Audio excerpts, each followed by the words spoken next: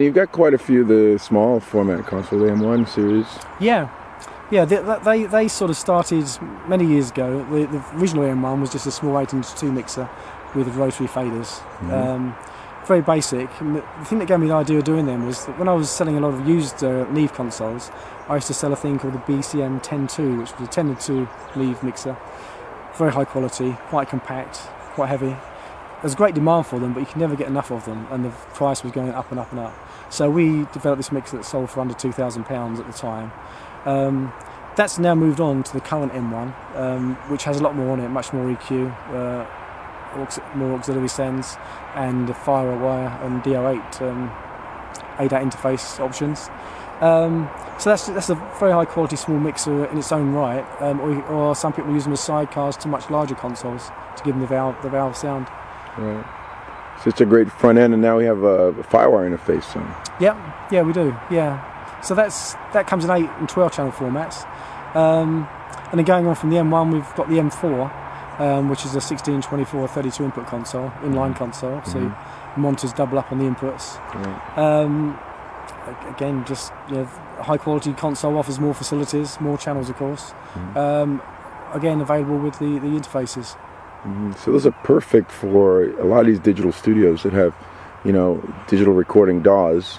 Yes. But need a nice warm front end or even a back end. Yeah, well that's really it. I mean, the thing that the trend that I'm hearing is that people are using the products to record through, depending on what they're recording, because a lot of people like to have a big collection of outboard, so they have to use different things with different sound effects. So on the front end, and then mixing back through the console. It seems that nobody likes to mix in the box. They want to come out through a real mixer, and the trend for real mixers is growing. My other company, TL Commerce, that specialises in the sale of used equipment, which specialise in consoles, we just seeing the demand for good quality second-hand consoles is increasing. Now I have to ask you this question, because I often ask this of English people. How does such a small country with such a relatively small population put out so much successful music? Why is that? I'm sure this is an offbeat question, but I just want to hear it from you. What do you think? What's your theory? Lonnie Donegan. 2 words. The problem I have is that I mention these names to people and they don't know who. But if you're in the music industry, you'd know the name. I don't know. I think it just seems to go back to the Beatles, really, all that stuff, all the 50s. I mean, England was the world centre for music. It was when the post-war stuff. Everything sort of changed with the Beatles and the London studios, the London scene. We had the best studios, some of the best studios in the world, the best engineers making the equipment. I mean, the English sound from Trident Studios came Trident consoles manufacturing. Their main market for sales was America. I mean, we were the UK distributor, but we used to sell them also quite a lot abroad as well. So I think it really, the whole industry comes from London. Well. Actually, I shouldn't say it. London, Liverpool, Manchester, everywhere else, British Isles. It just really dates back then. But why we've got such good music here? I wouldn't say we're the only people with good music, because you just listen to the American stuff. It's so polished, some of it, and so good. I'm sure every country has its own good music. But it's disproportionately successful for you. You have 60 million people here now, and back then maybe you had 50. And you look at the United States with a population of 250 back then, and you look at France with, of course, they didn't have the English for the American market. But if you look at Australia and Canada, anywhere you compare it, the British music scene produced more successful artists per capita than any other place. Yeah, I think perhaps it's like when someone's really suffering, that's when they write their best music. So perhaps we suffer the most over here. Do you think? It's all the pain we're in. and an extension to that, I guess this kind of helps us explain why this whole concept of the British sound and the British EQ and is that a real thing? Would you call that a tangible thing? Is that real? I don't really know if it is or not. I don't know. Well, I mean, it's no doubt at all that different equipment has its own sound. I mean, the old classic Neves have their own sound. The Trident consoles do. The Helios S do.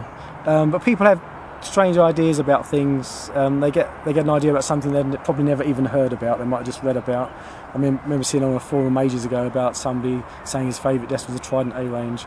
Well, Trident only ever made 13 A ranges, and I'm sure this chap had never even seen one or heard one. He's probably read about it. A bit like reading about an old Aston Martin, really.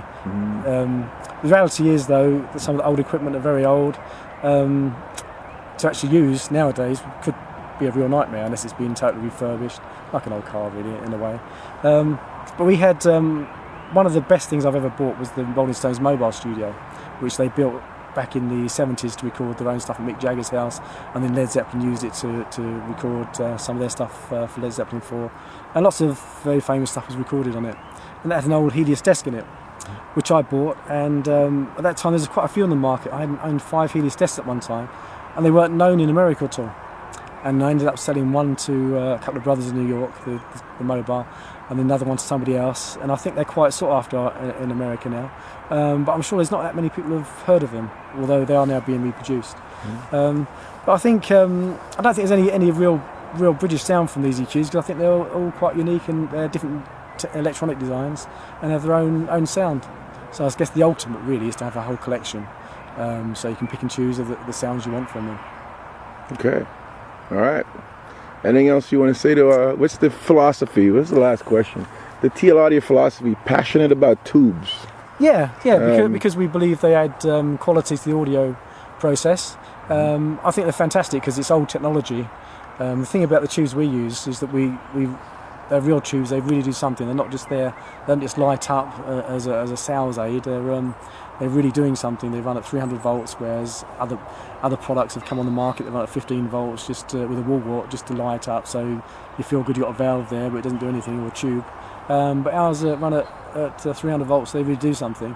And moving on from the commercial, the pro range, we've now got involved in the consumer market. Yeah, tell me about that. You got consumer products that are also tube-based? Yeah, we have 2 brands. We have one is Fat Man by TL Audio, and another one is Roth AV. The Fat Man, the first product was a tube docking station that with a valve amp. So you put your iPod in the little docking station. You've got the valve amp. You've got full remote, so you can control signal from the remote, and you get the benefit of the valves or the tubes adding the harmonic distortion to your iPod playing back, giving you a nice, warmer, softer sound, which has gone down very well, winning lots of 5-star awards around the world. We're in lots of stores now. We're in Harrods, Selfridges in the UK, Amazon online, and that's growing. It's only been 2 years since we started that. So the Fat Man range is developed into a whole range of products. At the top end, well, the bottom end, we have the basic unit starts £199. At the top end, we have £5,000 amp, 200 watts aside, with a separate preamp. Then in the Roth range, we have one valve unit in there called the MC4, which is a complete compact unit, an amp with a docking station all in one, very neat. And then we've got, in that range, we have on to other products. That's more, I suppose, sort of fashion-led, sort of designer-type products. So they're not all necessarily valve, but they're consumer-type products for the mass market. But again, affordable quality. We're not selling products that are just cheap because they can be. They're at the price they have to be, and still offer quality.